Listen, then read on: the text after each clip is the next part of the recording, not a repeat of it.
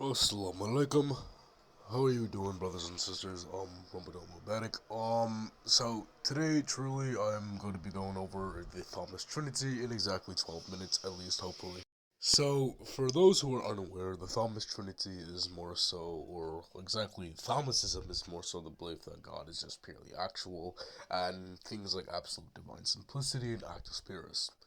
So, what exactly is absolute divine simplicity? It's just more so that God doesn't have parts and he's just ontologically parsimonious in terms of his essence and existence, and then they hold identicality. That is the principle of absolute divine simplicity. Um, and because of that, definition more so, because he's identical to his essence, he purely exists as this, and his nature is to be purely actual. I did upload a video on the topic like back then, but I forgot to include the Trinity part, which I recorded, which I'm retaking right now. Um, but more so, when I'm going to invoke Thomasism, where I say, Thomasism again, for the redefinition repeating, it's more so the pure actuality in that sense, lacks parts and etc. And its essence is just existing, right? So how does this work with the Trinity exactly? Well, one, it views the Trinity as subsisting relations. Like, say, for example, because of his intellect and that's identical to his existence, you would say the Son is the Word, intellectually speaking. That by nature is an intellect, therefore the Word, that's more so Jesus. That's reflexive of the Father, the omniscient trait or the intellect trait, which means that he's going to be identical in that sense. Pure actuality in that sense. And then there's the spirit, which is produced by the Father and the Son loving, which is of course the will part, right? That is more so going to be identical, and that's how the Trinity fundamentally, apparently, and inherently works within Thomistic beliefs or principles. So the reason why this doesn't work in the first place is that when you look at absolute divine simplicity, um, you're gonna have to accept one of these notions that more so existence is like a predicate in that sense, right? If you have the identicality of existence, and then essence, you're gonna need existence to be the case within the system because it's identical in that sense, right? If you don't have existence within that sense of the nature, then it's not going to be identical to the existence. It's going to be a nature existing as X, right? So it's obviously adherent. How can we sit there and say? And you're probably gonna say, well, wouldn't that just make one thing right? Therefore, obviously actuality. Well, the problem with that assumption is that one, it's going to be in your nature to exist as X, and then your existence obviously has that nature within it, and so therefore, obviously, you're going to have some type of distinction within that classification, these two categories. So obviously, it takes existence as a predicate rather than some, even though it already takes us as something separate because of the two identicality things, and it more so invokes things like Leibniz's law in that sense, where it sits there and says, well, one, it's going to be two things that are identical existence, and then this thing which is going to make them just inherently purely actual, in that sense, as God, these things in that sense, right? And you might view it as eternal, right? You may see, oh yeah, well, knowledge also has to be mental traits, to avoid more so problems with the Trinity as well. They might say that, well, the Trinity is going to have to be purely concretely existing. So if you don't know what concretely existing is, there's several definitions, but in the way I use it, it's more so not saying something physical or grounded within time space relationships, but more so talking about actual realistic things which exist or inherently have some type of metaphysical presence. God, for an example, in that sense, has a metaphysical existential thing per the adjective of existential, metaphysically speaking. So when you sit there and say, oh yeah, well, it's purely, mental. The problem with that is that when you sit there and say knowledge is mental, that's just per in taking into, what God would know, mentally speaking wise, and have some type of conscious rational agent, right? If it's purely mental, knowledge is mental, then how can you sit there and say it's truly knowledge if this knowledge isn't exactly true propositions, but more so mental according to him in Dawsastic states? That's just dependent upon a belief which just admits or concedes to the fact that God can have beliefs.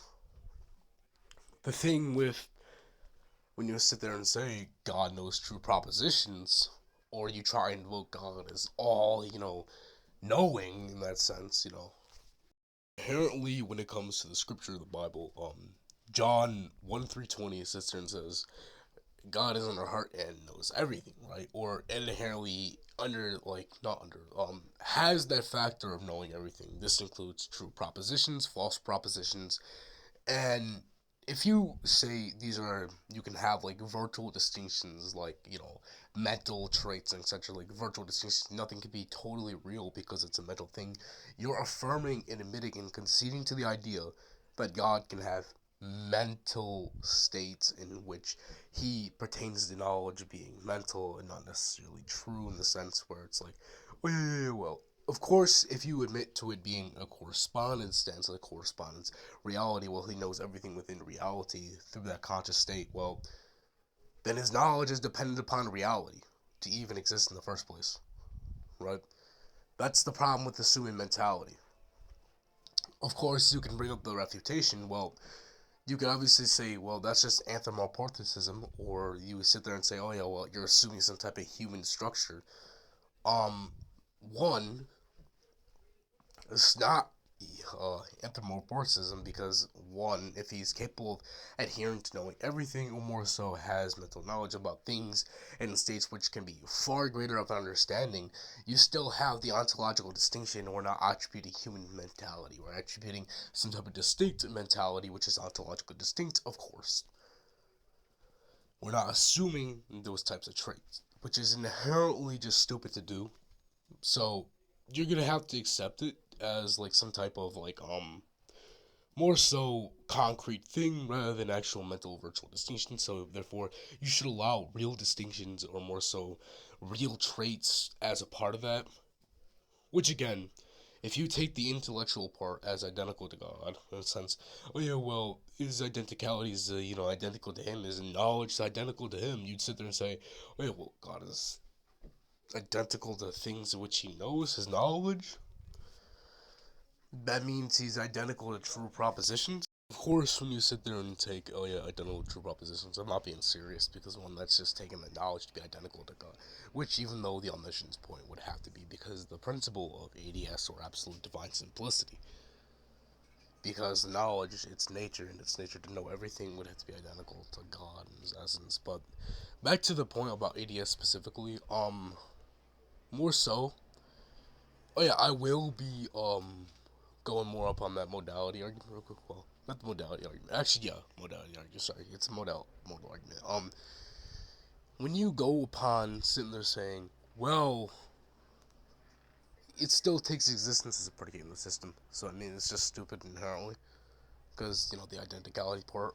If it elects that, because of the distinction we already brought up, it's just not going to work in the first place, which is just stupid, and the whole system falls apart when you bring up that distinction. Totally. Inherently, also, you can sit there and say, by the way, that when you bring up ADS and the concrete things, you take God's essence to be something else because of the lack of virtual distinctions, which we already spoke about. So things like omniscience would have to be identical, power would have to be identical to him, and the Trinity is more so reflexive of this stuff. But the problem is that one, you're taking the nature to be identical to his existence, or are you also claiming he exists as omniscience, he exists as a property, and not his existence? That's the whole point about ADS and the refutation. It's a predicated thing, and inherently it makes no sense to actually make an argument involving this philosophical, thing like Aquinas believes in or argues for. Aquinas just doesn't make any type of sense, and when it comes to Actus Purus, like Actus Purus for an example, um, Actus Purus more so says he's purely actual, exists as this, and he's eternal, not changing. He exists as, so therefore, self-sufficient because of the reflexive traits of, being identical to God, self-sufficient, eternal. Because they're concrete, the substantial relationships as well, they also have to be more so eternal as well. So you're not just only affirming an existence which is eternal, you're also affirming attributes within him are eternal as well. And yes, we already know the whole point about, well, oh yeah, well, ADS, its principle is to sit there and say, identical to existence, so obviously yes, he would be eternal, blah, blah, blah, blah, blah. Well, the thing we already went over is that the distinction, and first of all, if they're concrete, like I said, they would also have to be reflexively identical to its own nature as a property. Otherwise, it's not identical to that property, and the property makes no sense to assign to because of the contradiction. It's metaphysically incoherent to accept as actual in being if it's not identical as its own property thing, which doesn't follow under identity or identical circumstance. So inherently, ADS metaphysically is just incoherent in my opinion. And I even beat the 12-minute record. Holy. And because it's two eternalities, by the way, you'll be accepting other necessary beings, which ground one another, apparently. Because it's within the system, but then you would also sit there and say, oh, well, this being is self-sufficient as well. So if it grounds one another, it's contingent, but then you sit there and say it's necessary, that just creates some type of metaphysical incoherency. If anything, the Trinity does not make sense, because the fact we brought up the intellectual thing, we made the fact that we cannot have virtual distinctions, therefore, more so, it'd be more, acceptable to sit there and say there's concrete things like knowledge in that sense, which has to exist because, well, one, mental and virtual distinctions no basis in reality, like mental attributes, and then you sit there and say it's substantial in that sense is just dumb because it has to be reflexively also identical to the existence of God. It has to be concrete because it's identical in that sense. Like, what? It literally contradicts the identity part if it has no basis in reality. Like, what?